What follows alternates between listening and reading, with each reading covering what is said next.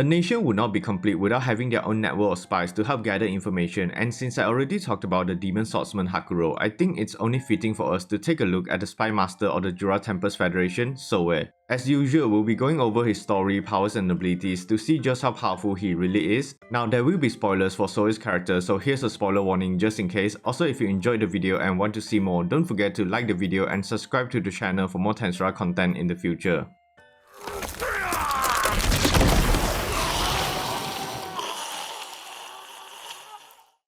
To start, Soe belonged to the ogre village that resided in the Great Jura Forest. Even though he's best friends with Benimaru, he was still his retainer, so their interactions were quite formal. But after their village was attacked by the orcs and they became the subordinates of Rimuru Tempest, their status were now the same, so they can now treat each other more casually and they became almost like brothers. Now after joining Rimuru, Soe along with the other ogres would become the third group of monsters to be given names by him, and this caused them to evolve into Kijins, boosting Soe's power to a Calamity class threat level. Besides gaining a boost in power, he also inherited some of Rimuru's extra skills like body double, and this allows him to create up to 6 clones which can be fully consciously controlled by him regardless of distance. However, they only have 1/10 of his original powers and the clones cannot use any of his skills. Sticky Steel Thrust was another skill he learned, and he was so proficient at using the skills that it became his signature way of fighting. Shadow Step was the last of the extra skill that he acquired, and he easily mastered it, using it to travel great distances with little effort. On a side note, when Rimuru was building the Tempest Hot Springs, he asked Soe to help transport the hot water from a faraway volcanic hot spring with Shadow Step, which he did. But in Tensura Nikki, we see that Soe has secretly diverted some of the hot water into his own home, and I just thought it was funny and really showed his cunning nature. I guess that's why he was appointed as the new spy master, but initially he just mainly did scouting work and providing security for the town. During the events of the Orc disaster, we saw how powerful he has grown because when he was sent ahead to scout, he encountered a yet-to-be-named Sokka fighting a group of orcs. Soe was given permission to help her, so he easily disposed of the orcs, and afterwards he was ordered to rescue the Lizardman chieftain as well. After the Orc disaster was defeated, Rimuru officially formed the Jura Tempest Federation, and Soe was appointed as the leader of the Tempest Intelligence Bureau. His job now included information gathering, investigating people, providing surveillance or protection for key figures, but most importantly, listening into whispers or gossips about Rimuru and the Tempest Federation. Soe later would receive some additional help when Sokka and her royal guards offered to join Tempest and work for him. Rimuru accepted their offer and gave them names, which caused them to evolve into Dragoneers, but they obtained a more human appearance unlike her brother Gabiru. Sokka would go on to form the Dark Shadow, a branch organization of the Intelligence Bureau with her as the leader, and they answer only to Rimuru or Soe. Later in the story, the Dark Shadow would grow to a force of around 100 members, which all had threat levels that range from the Hazard to the Calamity level, with a few being at the Disaster level.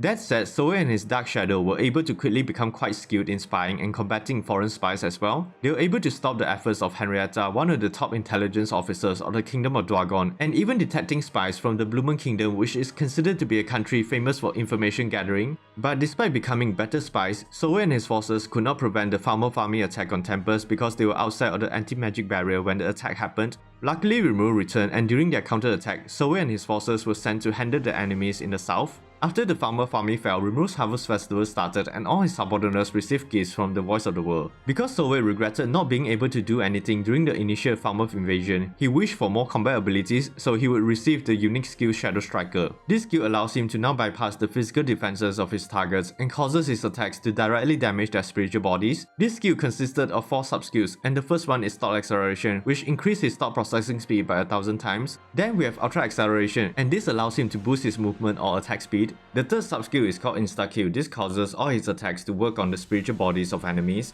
As for the last sub-skills, we have Espionage, which is an ability that specializes in gathering information, and it also allows him to cause disruptions towards the enemy. Additionally, he also acquired a few new skills thanks to Rimuru's food chain like Multi-Layer Barrier, Magic Sense, Steel Strength, Coercion, and his Shadow Step had even evolved into Spatial Travel. He also reached the Disaster class threat level after he acquired his gifts and evolved into a Fair Oni.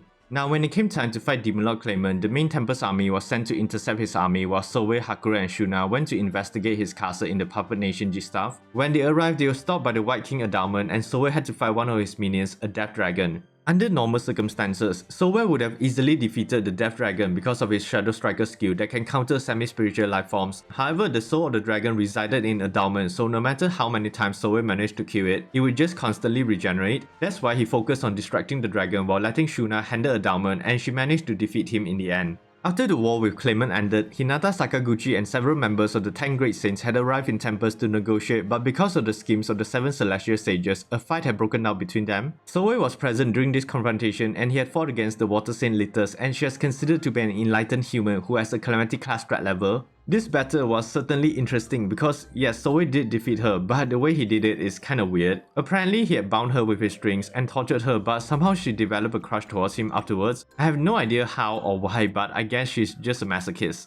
But anyways, when Rimuru was invited to the Kingdom of Ingratiate to meet with the Western Council, Soe, Benimaru and Shuna were brought along with him. However, the meeting was interrupted by an unknown sniper and Soe quickly went after the culprit. Despite it being the first time that he was dealing with firearm, he still managed to track down the culprit, Glenda Atlee, one of the previous members of the 10 Great Saints. She's a powerful otherworlder that was summoned by the Russo family and she was easily at the level of a disaster class. Soe easily defeated Glenda after he let her use all her attacks on his body double because he wanted to scope out her skills. She was then brought in for interrogation, and after Rimuru removed the summoning curse that bound her, he decided to spare her life. She actually asked to join temples and she was placed under the care of Soe as another member of the Dark Shadow. Moving on, during the initial Eastern Empire attack, Soe was absent throughout the battle because he was serving as one of Rimuru's bodyguards. When the Eastern Empire attack ended, Rimuru held a reward ceremony, but sadly Soe was not eligible to awaken as a true Demon Lord, so he did not receive anything during the ceremony. However, because of his bond with Benimaru and the fact that he used to be his retainer, he indirectly received the blessing from Benimaru's evolution, which allowed him to evolve from a fair Oni into a Dark Spirit Oni. After his evolution, he was part of the raiding party that boarded the airship of Emperor Rudra during the Second Eastern Empire attack. On the airship, they would face the remaining Imperial Nearguards of the Emperor, and Soe's opponent was the rank number 4 Gardner. Gardner was at the level of a saint and he could use Parallel Existence, a more powerful version of Body Double, because this skill doesn't create clones, it creates a separate entity with a shared consciousness, which basically means there are two of the users existing at the same time. A Parallel Existence can also use all the user's skills like normal, but when a body is created, the maximum amount of magicals between the main body and the other body is halved, so normally users can only maintain one Parallel Existence unless you have an insane amount of magical reserves.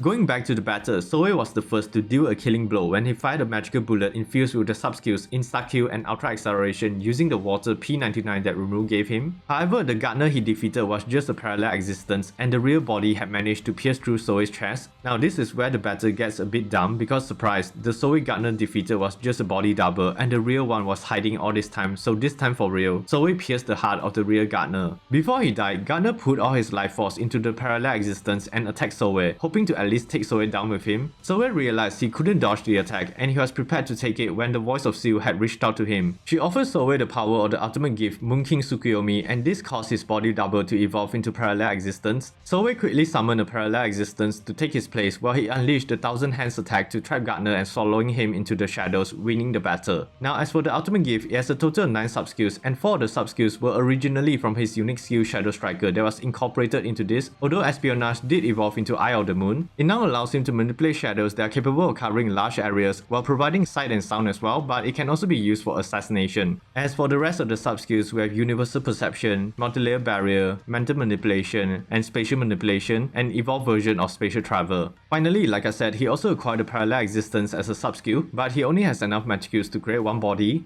Additionally, Rimuru gave him the official title Dark Shinobi as a reward later on, and with his ultimate gift, Soe now has an existence value of 1,281,000, making him part of the Super Awakened class. Now, after the Eastern Empire fell, Rimuru and the members of the Octagram were preparing for Phantom King Feldway's eventual attack. However, Soe was not assigned to any of the Demon Lords because he was serving as Rimuru's escort, so he managed to take part in some of the upcoming battles. Like when Demon Lord Leon Cromwell was attacked by Feldway, Rimuru and Soe went to El Dorado to provide support where Soe fought against one of the Awakened Angels, Arios. Because Arios had gained a body, he was now at the Super Awakened level and even possessed the ultimate skill King of Execution, which the Mana Smiter managed to recover after Kondo's defeat. Despite Arios being more powerful than Soe, he was able to outsmart Arios by using the same trick he used on Glenda. He used his Parallel Existence to first draw out Arios' attacks, and when he lowered his guard, Soe fired his gun from the shadows. Arios was defeated, but he somehow survived Soe's attack and managed to escape with his allies. After the battle in El Dorado, Soe also followed Rimuru when they went to the Holy Void Damagania, the domain of Demon Lord Dagru, to assist Ultima, although not much happened here. The most commendable thing that happened here was Soe leaving a Parallel Existence outside while he stayed hidden inside of Rimuru's shadow. Because of this, he did not suffer any serious damage from the Mana Smiter when he attacked everyone using the Suspended Whirl, showing how cautious and prepared he was.